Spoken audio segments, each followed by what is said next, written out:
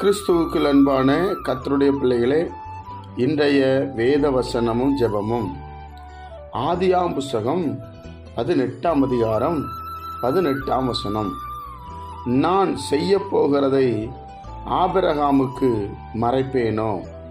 என் அன்பு கர்த்தருடைய பிள்ளைகளே, கர்த்தர் இப்படி சொல்லுகிறார், நான் செய்ய போகிறத ஆபிரகாமுக்கு மறைக்க மாட்டேன்.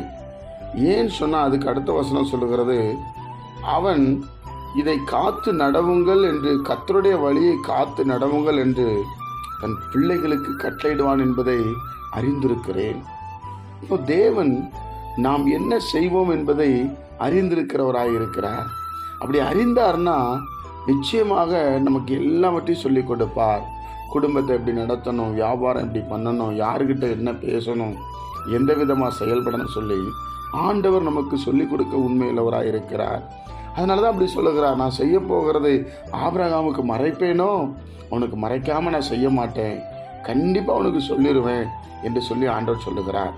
ஏனென்றால் லோத்தருடைய குடும்பம் அழிய போகிறது, சோதோம் பட்டணம் அழிய போகிறது. ஆபிரகாம் போய் நின்று ஜெபிக்கிறார், லோத்து காப்பாற்றப்படுகிறார்.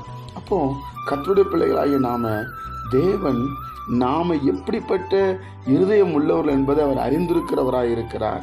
நல்ல சிந்தனை, நல்ல எண்ணம், மற்றவர்களுக்காக ஜெபிப்பது, மற்றவர்களுக்காக பாரம் எடுப்பது, மற்றவர்களுக்காக அவங்க பாரத்தை சுமப்பது, இப்படிப்பட்ட சுவாபம் நம்மகிட்ட இருக்கும்போது தேவன் நமக்கு எல்லாவற்றையும் தர உண்மையுள்ளவராக இருக்கிறார். நான் செய்ய போகிறதை ஆபிரகாமுக்கு மறைப்பேனோ? ஜெபிப்போமா? பிதாவே, உம்முடைய குமாரன் இயேசு கிறிஸ்துவின் நாமத்தில் நாங்கள் வருகிறோம். இந்த நாளை நீர் எங்களுக்கு ஆசீர்வதித்து தாரும்.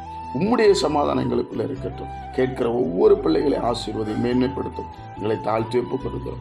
இயேசுவின் மூலம் ஜெபிக்கிற நல்ல பிதாவே, ஆமென்.